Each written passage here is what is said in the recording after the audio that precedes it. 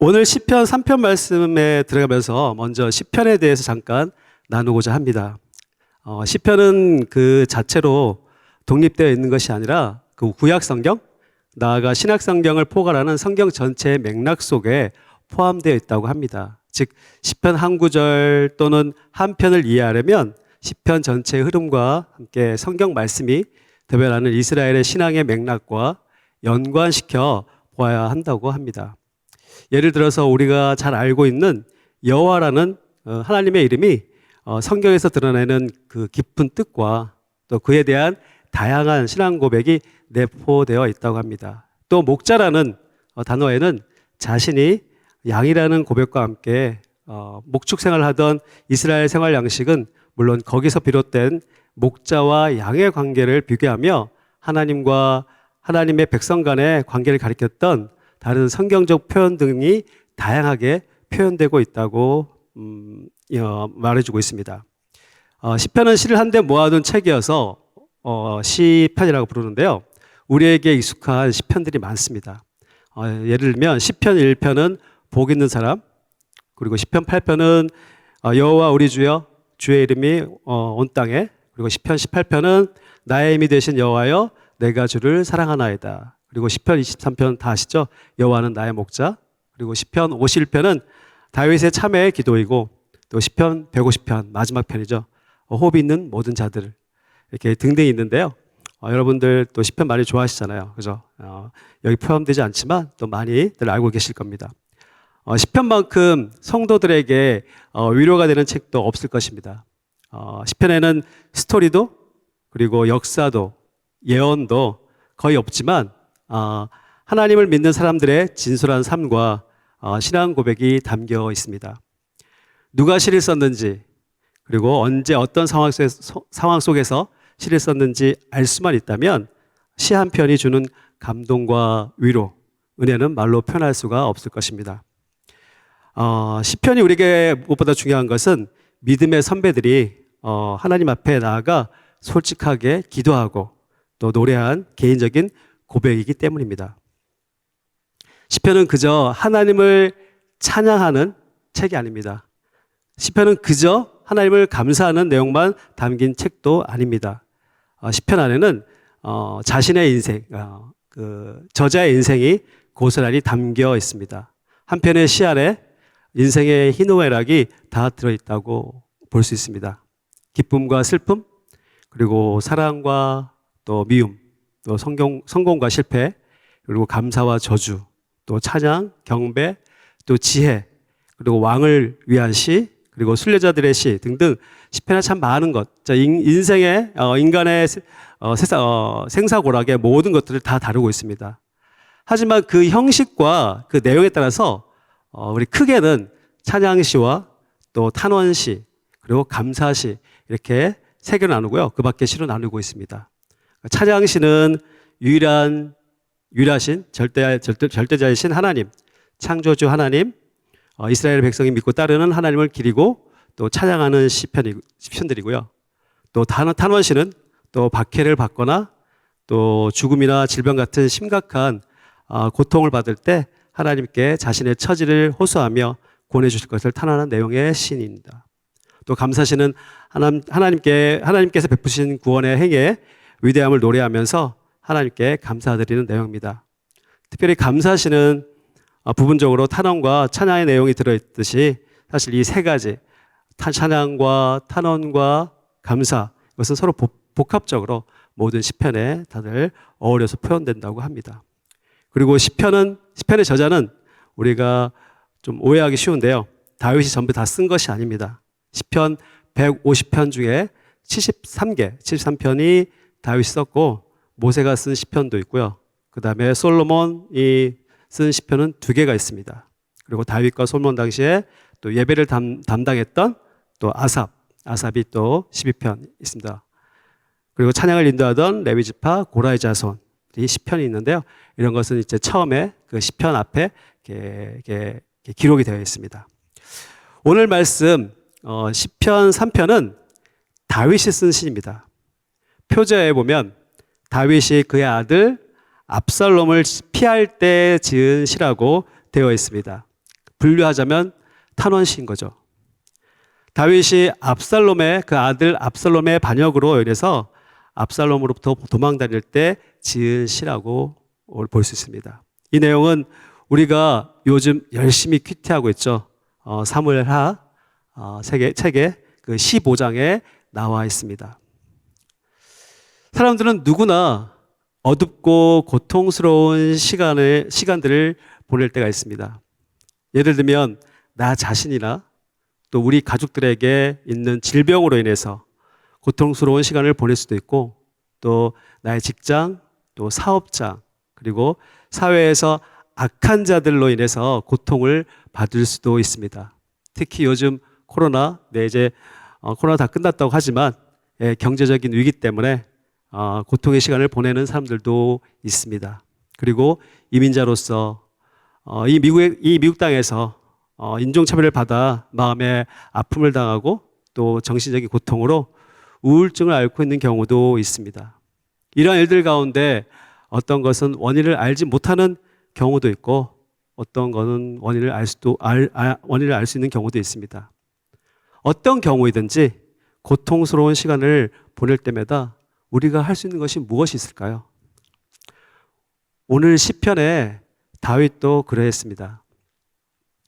다윗이 사랑하는 아들 압살롬, 그 압살롬의 반역으로 마음도 아픈데 그 압살롬으로 인해서 육체적으로 또 죽음을 면하고자 또 피하는 가운데 다윗이 그 마음에 육신이 당하는 고통과 고난을 표현하는 오늘 시를 함께 나누면서 하나님의 구원의 역사를 깨닫게 하시고 회복시키시는 하나님께 나아가는 귀한 시간이 되기를 간절히 소원합니다. 먼저 다윗에 당한 고난을 찾아보겠습니다. 본문 시편 3편은 기원전 979년 경에 있었던 그 다윗 통치의 일대 위기를 몰고 왔던 압살롬 반란 사건을 역사적 배경으로 삼고 있습니다. 압살롬과 그의 동조한 신하들이 다윗의 왕위뿐만 아니라 그의 생명까지 뺏고자 하고 있습니다. 실로 다윗은 하나님의 마음에 합한 자, 택함을 받아서 일평생 전쟁을 누비며 살았던 용사입니다. 그리고 평생 하나님을 최우선으로 삼고 살아왔던 인물입니다. 그런데 이제 왕의 자리에서 쫓겨난 다윗은 도망자로서, 그것도 자신이 가장 사랑하는 아들과 부하로부터 쫓김을 당하는 신세로 전락하고 말았습니다. 사무엘하 15장 30절에 보면요, 비참한 상황에 빠진 다윗을 자세히 기록하고 있는데, 그때 당시 다윗은 머리를 가리고 또 맨발로 울면서 도피했다고 기록하고 있습니다. 오늘 시편 1편에 보시면 그때 다윗의 참담한 상황을 보게 됩니다. 우리 다 함께 1편을 크게 읽겠습니다. 1편입니다. 여호와여, 나의 대적이 어찌 그리 많은지요. 일어나 나를 치는 자가 많으니이다. 네, 이 본문에 있는 것처럼 다윗은 대적들이 많았습니다. 물론 전쟁을 많이 했기 때문이죠. 이 시를 지었던 당시에 그의 아들 압살롬이 사실 가장 큰 대적이었습니다. 사무엘하의 내용을 보면 압살롬이 처음부터 다윗의 대적이 된 것은 아니었습니다. 다윗이 그의 아들로 하여금 복수심이 생겨나도록 원인을 제공하였습니다. 아시겠지만 다윗은 여러 명의 아내들을 통하여 아들을 낳았습니다. 다윗의 아들 가운데 맏아들 암논이 있었습니다. 그리고 어머니가 다른 셋째 아들 바로 압살롬인데, 압살롬에게는 바로 여동생, 바로 밑에 여동생 다말이 있었습니다. 맏아들 암논이 이복 여동생 다말을 짝사랑하였습니다. 그는 계획을 꾸며서 강제적으로 다말을 더럽히고 또 버렸습니다. 이에 대해서 우리가 다 알듯이 다윗은 벌을 지은 암논에게 아무런 제재도 강하지 않았습니다. 어떠한 벌도 내리지 않았습니다. 이 일로 인해서 마음이 상해했던 압살롬은 오랫동안 계획했다가 2년이 지난 어느 날 그 형 암논을 동생이죠. 암논이죠. 형이죠. 암논을 죽여버렸습니다. 그리고 그는 어머니의 나라 구슬롯 망명을 가서 3년 동안 피해 있었습니다. 이 과정에서 다윗은 압살롬을 그리워하였으나 어떠한 소통도 하지 아니었고 부르지도 아니었습니다. 찾지도 않았습니다. 이때 다윗의 군대 장관 요압의 지혜로 압살롬을 돌아오게 하였지만 다윗은 오랫동안 만나주지 않으므로 압살롬의 마음에 증오가 생겨나게 되었습니다. 그래서 압살롬은 백성들의 마음을 다윗에게서 점차적으로 빼앗아가며 반역을 계획하게 됩니다. 다윗의 아들 압살롬이 다윗의 대적이 된 책임은 분명히 다윗에게도 있습니다. 그리고 우리아의 아내 밧세바를 취한 일에 대한 벌이기도 하였습니다. 다윗이 자신의 범죄함 때문에 고통을 당하고 있는 것입니다. 또 2절에 보면 다윗의 비참한 상을 보게 됩니다. 2절 제가 읽겠습니다. 많은 사람이 나를 대적하여 말하기를 그는 하나님께 구원을 받지 못한다. 네, 그의 대적들은 다윗을 보고 다윗이 이렇게 고난과 고통을 당하는 것을 보면서 공공연하게 말했습니다. 다윗은 하나님의 도움을 얻지 못하고 있다. 이 말을 의미하고 있는 것은 다윗이 어렵고 고통스러운 상황 가운데 있을 때 하나님께서 구원해 주시지 않는다는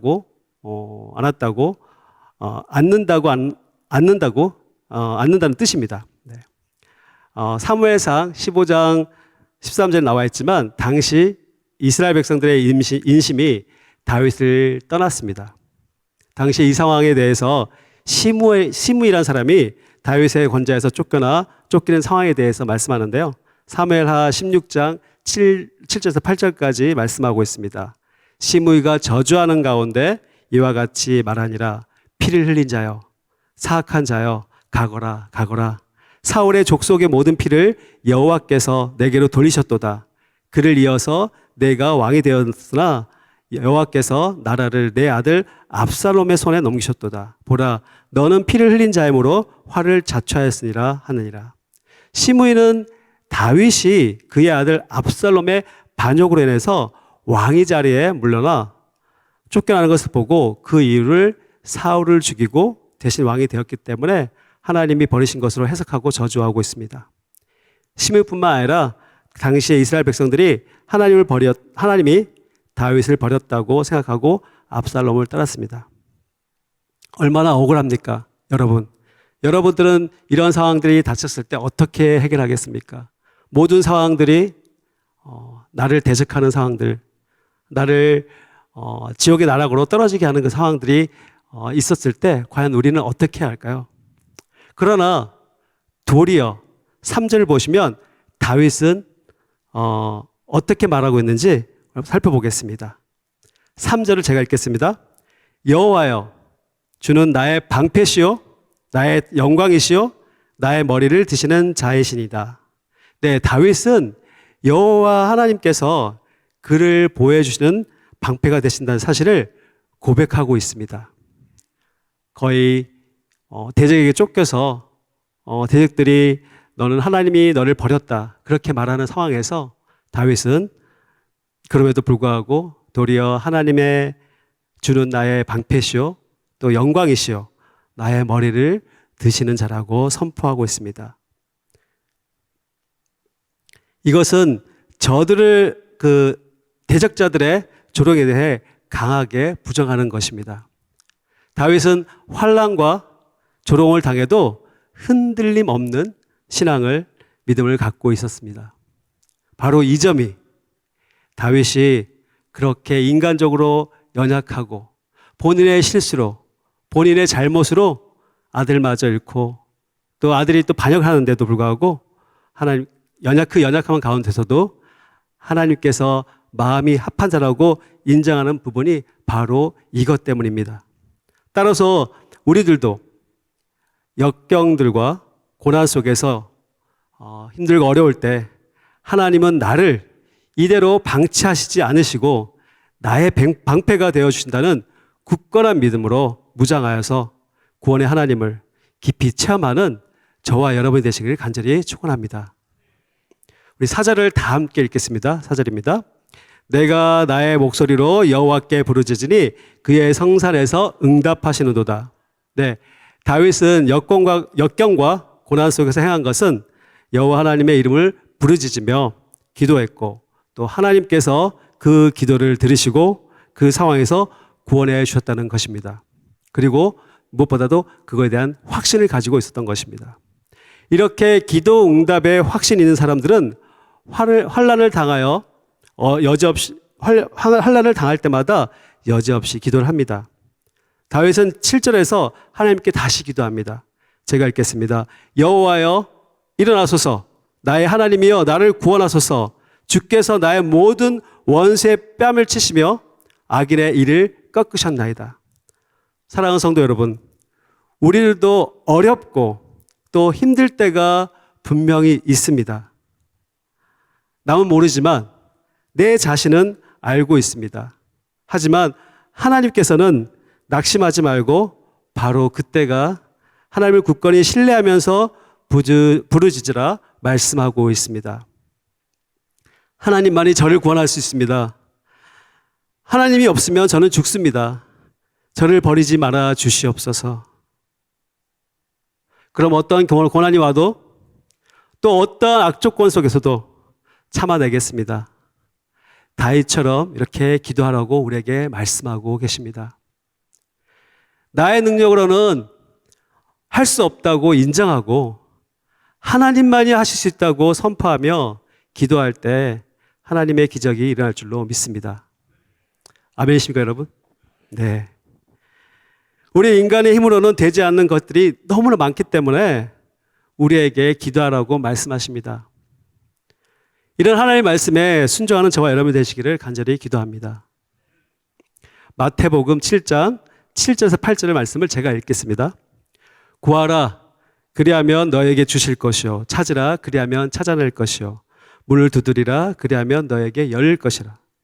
구하는 이마다 받을 것이요 찾는 이는 찾아낼 것이요 두드리는 이에게는 열릴 것이니라. 너무나 유용한 말씀입니다.